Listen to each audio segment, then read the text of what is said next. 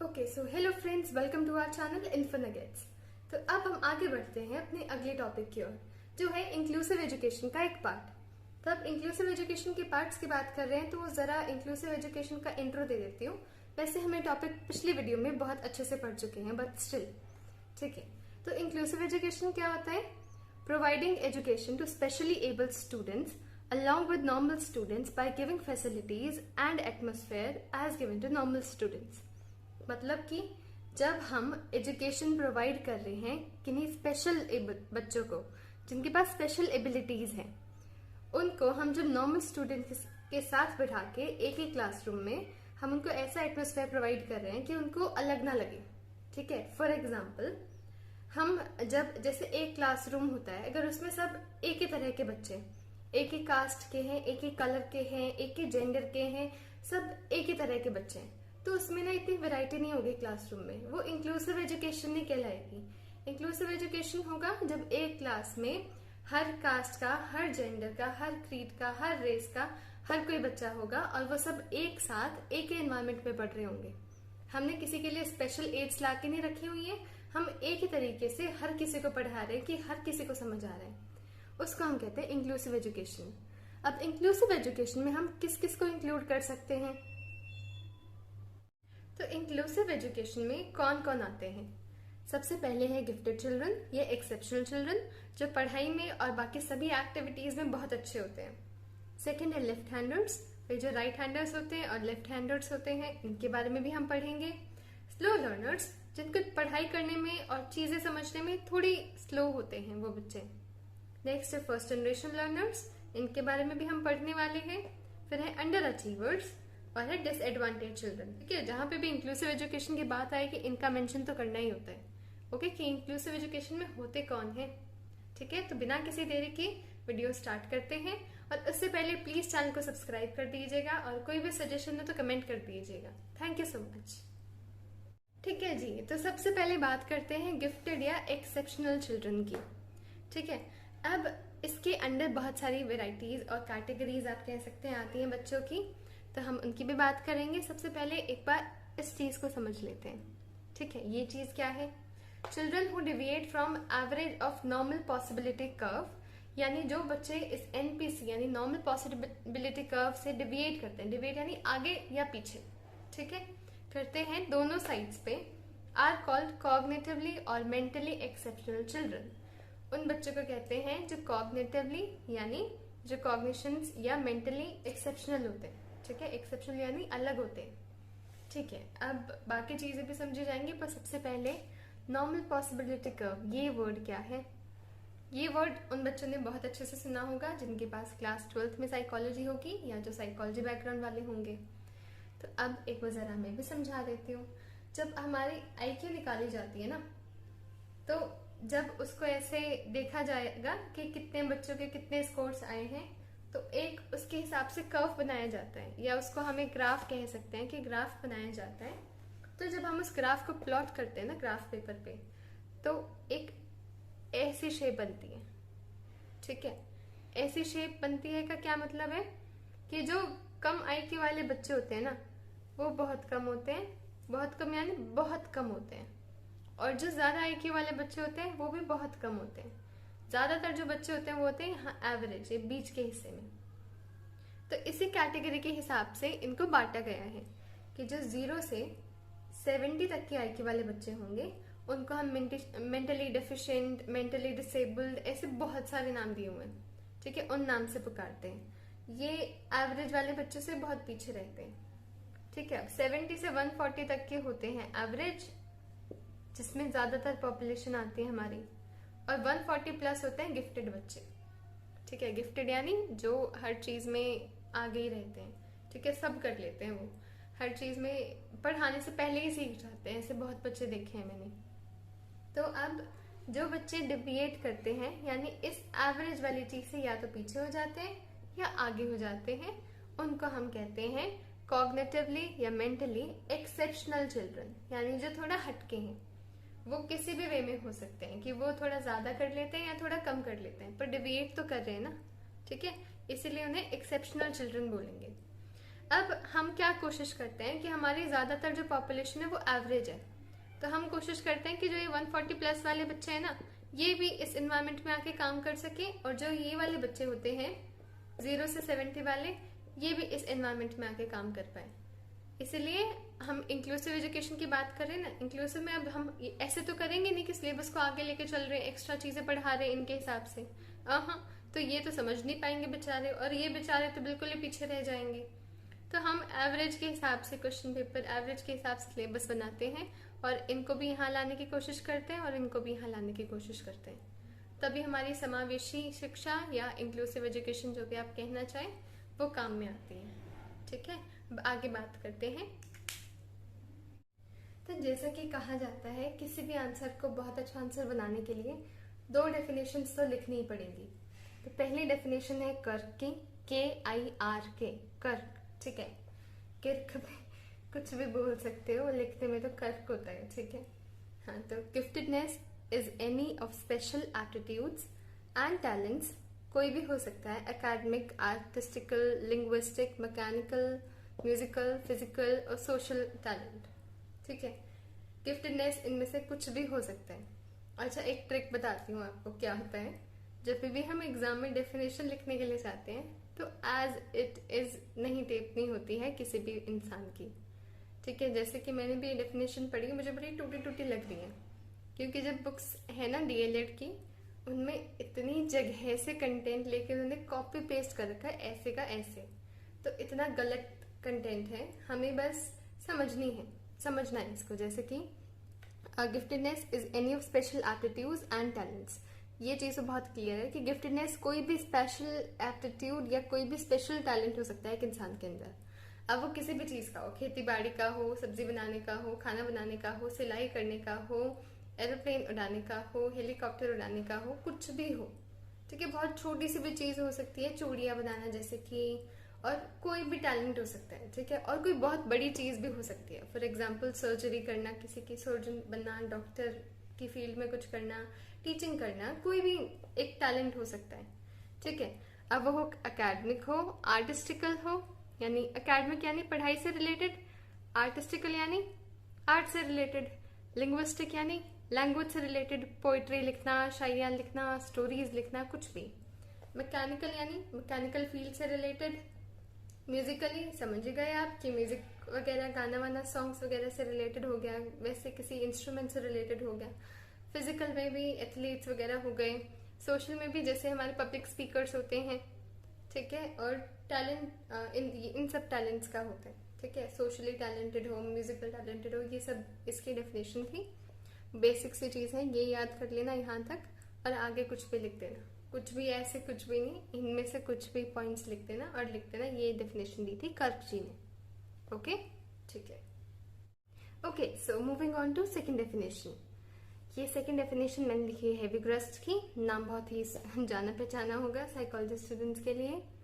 तो इनकी डेफिनेशन है, the gifted children is one, gifted children are one, आएगा शायद, ग्रामर मिस्टेक डेफिनेशंस में भी मैं बोल रही हूँ, बहुत ही ऐसे भद्दी भद्दी मिस्टेक्स आते रहेंगी, ये ऐसे ही लिख दो, तो gifted child is one, marker भी नहीं चल रहा है। ठीक है, तो the gifted child is one who shows consistently remarkable performance or outstanding behavior in any worthwhile endeavors.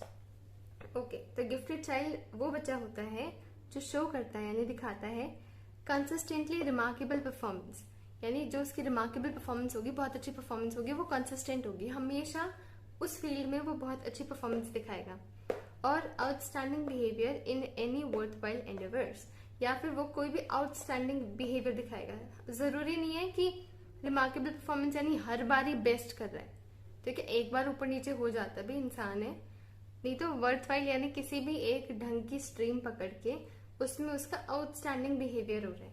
ठीक है, कि अच्छा बिहेवियर, बहुत अच्छा बिहेवियर रहेगा इस इंसान का। हमें ना जब भी जैसे सीटेट वगैरह में भी होता है, हमें ना ह्यूमन बिहेवियर को ध्यान रखना है, क्योंकि भाई साइकोलॉजी है तो ह्यूमन बिहेवियर का बहुत ध्यान रखना चाहिए। तो बिल्कुल रिजिड होके नहीं चलना है कि भाई कोई गिफ्टेड बच्चा है तो हमेशा आउटस्टैंडिंग बिहेवियर ही दिखाएगा। एक कोई गिफ्टेड बच्चा है, उसको भी तो फैमिली प्रॉब्लम्स हो सकती हैं, घर में कोई प्रॉब्लम हो, दोस्तों के साथ कोई प्रॉब्लम हो, तो हो सकता है ह्यूमन बिहेवियर की वजह से या ऐसे जो प्रॉब्लम्स होती है उसकी वजह से अच्छी परफॉर्मेंस ना दे रहा हो, ठीक है।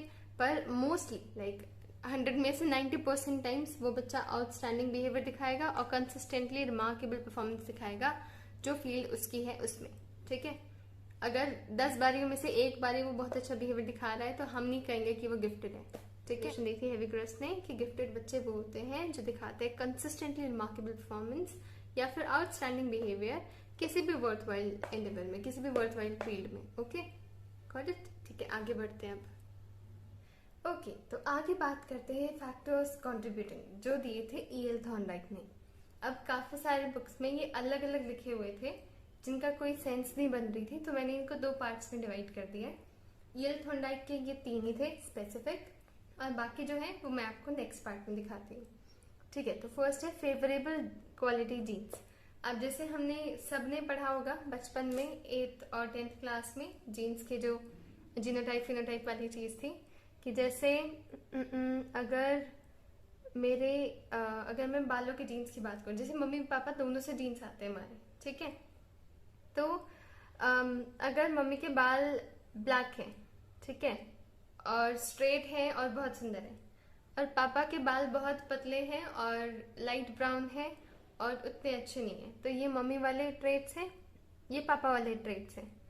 अगर ये डोमिनेंट रहेंगे, ठीक है, अगर जैसे दोनों में अलग अलग कोई खास चीजें होंगी, किसी में कुछ अच्छा होगा किसी में कुछ अच्छा होगा, अगर बच्चे के अंदर सारे फेवरेबल क्वालिटी यानी अच्छी क्वालिटी के जीन्स आए हों किस्मत से तो फिर वो भी एक गिफ्टेडनेस को मतलब वो एक प्लस पॉइंट होता है, ठीक है। अब जैसे अगर किसी बच्चे में सब चीजें बहुत परफेक्ट है, लाइक IQ वगैरह सब बहुत सही है, बट उसके अंदर कोई मेंटल डिसऑर्डर हो गया अलग से जो कि जेनेटिक है, हेरिडिटी से आया है, तो फिर वो उतने अच्छे से परफॉर्म ही नहीं कर पाएगा। तो ये ना एक बहुत इंपॉर्टेंट फैक्टर होता है। आप एग्जाम्पल लिख सकते हैं कि जो बच्चा होता है, ऐसे आप ये चीज बना के भी दिखा सकते हैं कि अगर उसके अंदर सारे जीन्स जितने भी हैं इंक्लूडिंग जो सोशल बिहेवियर है, आई कलर है, हाइट है, वेट है, ये चीजें भी बहुत मैटर करती हैं एक इंसान की पर्सनालिटी में। अगर पर्सनालिटी अच्छी नहीं होगी तो वो इंसान सोशल इतना अच्छे से मतलब सोशली ग्रो नहीं कर पाएगा, बस बहुत सारी हिंडरेंस आती रहेगी। जैसे हमें भी पता है जैसे सोसाइटी में रहते हैं एक एक चीज मैटर करती है, तो अगर फिजिकल फीचर्स उतने परफेक्ट नहीं होंगे तो वो उसको कहीं ना कहीं हिंडर करेगा, हिंडर यानी रोकेगा उसको कहीं ना कहीं। ओके, नेक्स्ट है एडिक्वेट ट्रेनिंग। अब अगर कोई बच्चा है वो बहुत टैलेंटेड है, सोच लो, ठीक है, उसके अंदर बहुत ही सारी अच्छी क्वालिटीज हैं, वो बहुत जल्दी याद कर लेता है, बहुत जल्दी ग्रास्प कर लेता है, बहुत लंबे टाइम तक उसको चीजें समझ आई रहती हैं, याद रहती हैं, बट उसको वो चीजें सिखाई नहीं जा रही हैं, ठीक है। तो क्या वो अपनी गिफ्टेडनेस दिखा पाएगा, बता पाएगा कि लोगों को कि हाँ जी देखो मैं भी गिफ्टेड हूँ, मेरे पास भी बहुत सारी एबिलिटीज हैं? नहीं होगा। तो इसीलिए एडिक्वेट ट्रेनिंग भी इम्पोर्टेंट होती है, ठीक है। नेक्स्ट है फेवरेबल लर्निंग एनवायरनमेंट। अब ये दोनों पॉइंट्स जो है वो एक दूसरे से रिलेट हो सकते हैं, आप लिख सकते हैं ऐसे करके।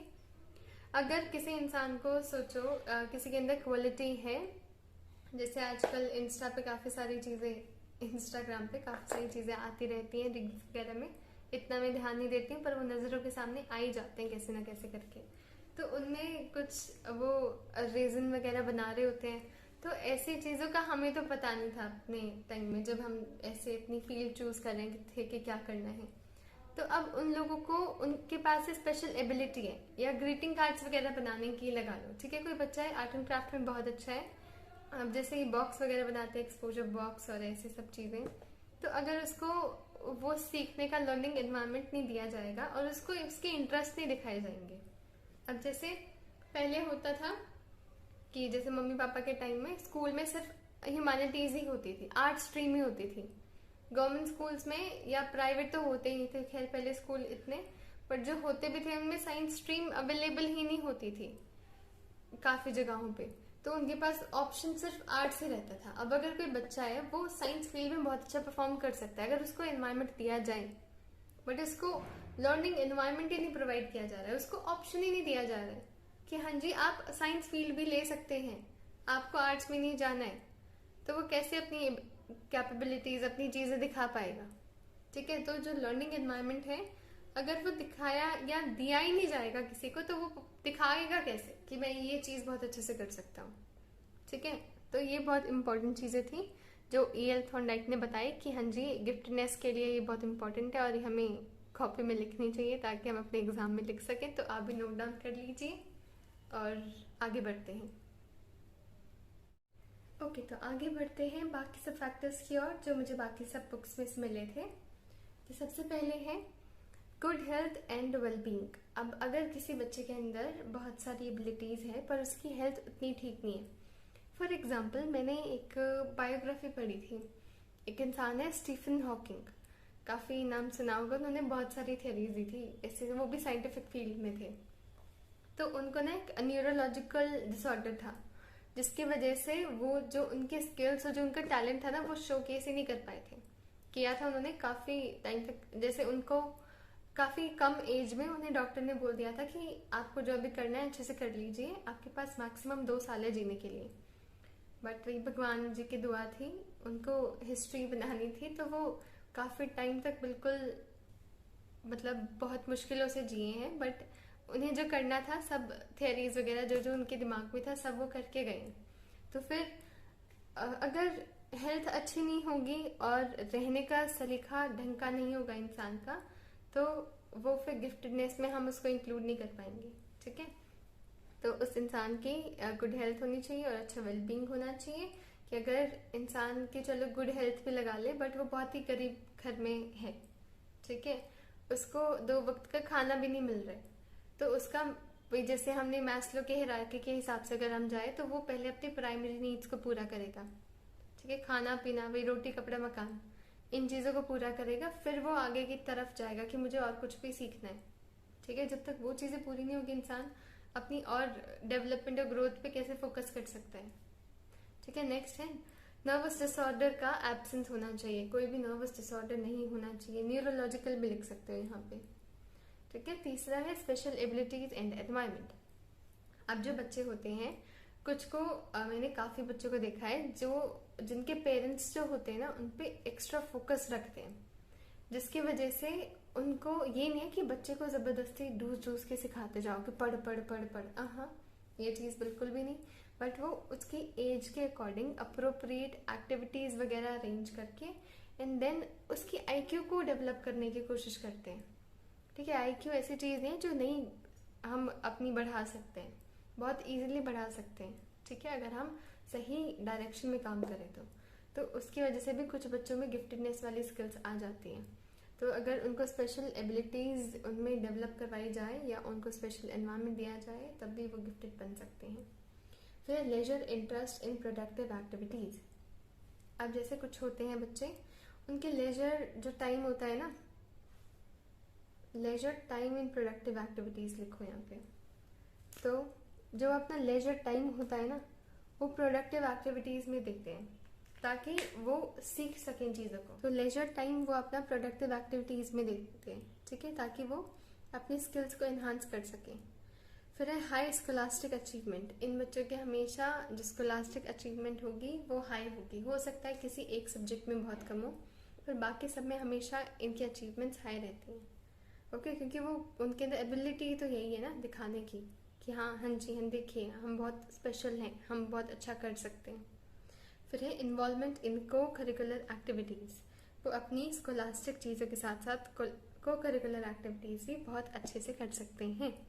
ठीक है, तो ये सब थे फैक्टर्स जिनसे हम गिफ्टेड बच्चों को पहचान सकते हैं या ये सब चीज़ें उनके अंदर डेवलप कर सकते हैं। ओके, आगे बढ़ते हैं। ओके, तो अब हम आइडेंटिफाई कैसे करें कि कोई बच्चा गिफ्टेड है। ठीक है, अगर हम टीचर हैं उसके तो हमें थोड़ा तो ऐसे पता चल ही जाएगा कि ये बच्चा थोड़ा एक्सेप्शनल है, इसमें कुछ स्पेशल चीज़ें हैं। ठीक है, तो उसके बाद हमारे पास बहुत सारे इंटेलिजेंस टेस्ट होते हैं। जैसे सबसे पहले मेरा जो इंटेलिजेंस टेस्ट हुआ था वो था रवीन्स प्रोग्रेसिव मैट्रिसेस टेस्ट। ठीक है, और भी ऐसे बहुत सारे हमारे पास टेस्ट हैं जिनसे हम चेक कर सकते हैं।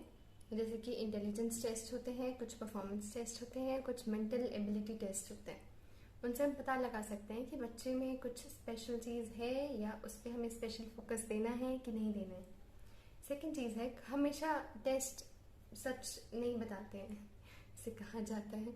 तो हम बाकी चीज़ों को भी देख सकते हैं, जैसे कि अचीवमेंट टेस्ट। अचीवमेंट टेस्ट क्या है कि जो बाकी, जैसे अगर हम क्लास में हमने कोई टेस्ट लिया, ठीक है, अब जो बच्चे के मार्क्स आए हैं वो क्लास के हिसाब से अच्छे हैं कि नहीं है। कि वो ऐसे तो हो सकता है ना कि हमने बहुत डिफिकल्ट टेस्ट बनाया हो जिसमें मुश्किल से बच्चों के 20 में से 5 मार्क्स आ रहे हैं, ठीक है, पर उस बच्चों के 20 में से 12 मार्क्स आए हैं, तो यानी कुछ तो बात है ना कि अगर मैंने सब कुछ आउट ऑफ सिलेबस दिया था फिर भी बच्चा वो क्वेश्चन कर पाया है। ओके। और अचीवमेंट टेस्ट का दूसरा अगर हम देखें दूसरी एस्पेक्ट, तो ये भी है कि वो बाकी जितने भी उसके टेस्ट हैं उनके हिसाब से अब कैसा परफॉर्म कर रहे हैं, ठीक है। जैसे अचीवमेंट टेस्ट हम कैसे कंडक्ट करते हैं, पहले हम पढ़ाने से पहले एक टेस्ट लेते हैं, फिर हम अपना लेसन प्लान डिलीवर करते हैं, उसके बाद हम एक टेस्ट लेते हैं, फिर हम नए वाले टेस्ट में से पिछले वाले टेस्ट के स्कोर्स को कंपेयर करते हैं, फिर हम बताते हैं कि बच्चे ने कितना अचीव किया या टीचर के पढ़ाने के बाद कितनी अचीवमेंट हुई है, ठीक है, तो उसको अचीवमेंट टेस्ट बोलते हैं। नेक्स्ट है रिपोर्ट फ्रॉम पेरेंट्स। अब हो सकता है कुछ बच्चों के ऐसे होता है कि स्कूल में बहुत अच्छा परफॉर्म कर रहे हैं, घर पे चूं तक नहीं बोल रहे होते हैं मम्मी पापा से वो कुछ भी। कुछ बच्चे ऐसे होते हैं घर पे शैतान होते हैं और स्कूल में आके कुछ भी नहीं बोल रहे होते हैं, तो ऐसे अलग अलग तरह के बहुत सारे बच्चे होते हैं। तो पेरेंट्स से भी हम रिपोर्ट ले सकते हैं कि बचपन से लेकर अब तक बच्चे की क्या प्रोग्रेस रही है या घर पे कैसे क्या रहता है, ठीक है। नेक्स्ट है रिपोर्ट फ्रॉम पीयर्स। बाकी उसके दोस्तों से भी पूछ सकते हैं कि अब कुछ बच्चे इतने शैतान होते हैं कहीं चीटिंग से तो नहीं स्कोर कर रहे हैं, ठीक है, ये भी चीज़ हो सकती है, या ऐसे मतलब बहुत शैतान बच्चे होते हैं, बहुत सारी चीज़ें होती हैं, तो पीयर से भी हम पूछ सकते हैं कि ये जो बच्चा है कैसा है, स्पोर्ट्स में कैसा है, आप सबसे बातचीत में कैसा है, कैसे बिहेव करता है, तो उससे भी हम समझ सकते हैं बच्चे का बिहेवियर। फिर है बाकी टीचर्स से। अब हो सकता है एक बच्चा एक सब्जेक्ट में बहुत बुरा हो या बहुत अच्छा हो और बाकी सब में सही कर रहा हो वो, ठीक है, स्कोर, तो उससे भी हम टीचर से ऐसे थोड़ी सी इंफॉर्मेशन ले सकते हैं या रिपोर्ट बनवा सकते हैं कि हमें लग रहा है ये बच्चा स्पेशल चाइल्ड की कैटेगरी में आएगा, तो हमें इस पर थोड़ी ज़्यादा फोकस देने की ज़रूरत है, तो ऐसे करके हम टीचर से उसकी रिपोर्ट ले सकते हैं। फिर है एज ग्रेड स्टेटस। अब ये क्या होता है, ये नई चीज़ आई है। अब जैसे कि अगर सोचो 10 साल का एक बच्चा है, ठीक है, 10 साल का एक बच्चा है और वो होना चाहिए अभी क्लास 5th में, ठीक है, पर कोई बच्चा है जो 8 साल का है और वो है क्लास 5th में, ऐसे ऐसे होगा नहीं पर वो बहुत अच्छा परफॉर्म कर रहे हैं, ठीक है, 9 साल का ही लगा लो, 9 साल का कोई बच्चा है और वो 5th क्लास में है और वो अपने बच्चों अपनी एज के बच्चों से भी बहुत अच्छा परफॉर्म कर रहे हैं, तो यानी उसका IQ उस क्लास के लिए नहीं है, वो चीज़ें वो बहुत जल्दी ख़त्म कर लेता है, तो उसको नेक्स्ट क्लास में हम प्रमोट कर सकते हैं, ठीक है। ऐसे बहुत बच्चे होते हैं जो अपनी क्लास का काम फिनिश करके फटाफट और नेक्स्ट क्लास की बुक्स रीड कर रहे होते हैं, तो उन बच्चों की जो एज है और जिस ग्रेड में है वो स्टेटस उनका बहुत ज़्यादा होता है, ठीक है, तो इसीलिए उनकी एज के हिसाब से उनको दूसरे ग्रेड में हम प्रमोट कर सकते हैं, ठीक है, टेस्ट वगैरह लिख के अच्छे से, ठीक है, तो इससे हम आइडेंटिफाई कर सकते हैं गिफ्टेड बच्चों को। ये कुछ मेजर्स थे और कुछ तरीके थे, बहुत सारी बुक्स में ढूंढने के बाद भी कुछ चीज़ें नहीं मिलती हैं, तो ध्यान से लिख लीजिएगा, और कोई अगर मिले आपको कोई भी इंफॉर्मेटिव चीज़ तो कमेंट्स में भेज दीजिएगा, ठीक है। किसी स्पेशल बुक का नाम मिले जो इसमें बहुत अच्छा कंटेंट है तो आप वो भी भेज सकते हैं, हम सबकी हेल्प ही हो जाएगी एक तरह से, ओके, ठीक है। हाँ जी, तो अब बात करते हैं स्कीम्स की जो होती हैं गिफ्टेड चिल्ड्रन के लिए। सबसे पहले स्कीम है Jawahar Navodaya Vidyalaya by ministry of HRD।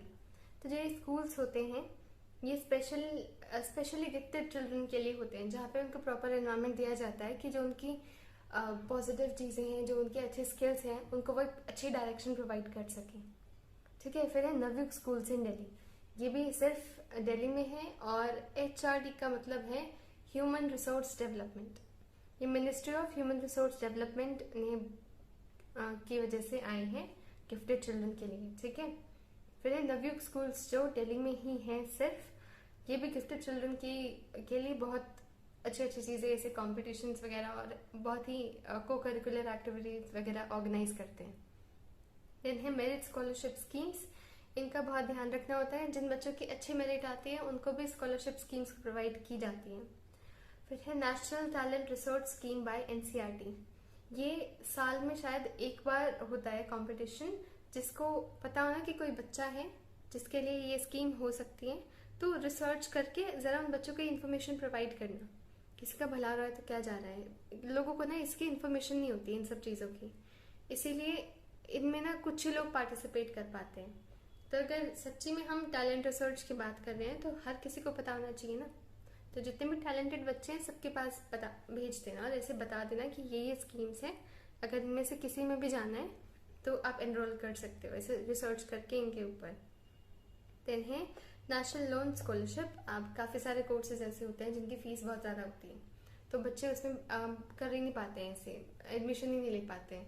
तो जो बिलो पॉवर्टी लाइन जो फैमिलीज़ होती हैं उनके लिए स्कॉलरशिप होती है जो जिसमें वो लोन प्रोवाइड करते हैं, स्टडी लोन, ठीक है, काफ़ी कम इंटरेस्ट पे। फिर है प्रतिभा विकास विद्यालय। ये स्कूल्स तो बहुत सुने मैंने इनके बारे में कि बहुत अच्छे स्कूल्स हैं और बहुत ही अच्छे से हेल्प करते हैं, ये बच्चों की डेवलप करने में, ग्रो करने में बहुत अच्छी एजुकेशन प्रोवाइड कर रहे हैं। तो ये कुछ स्कीम्स थी।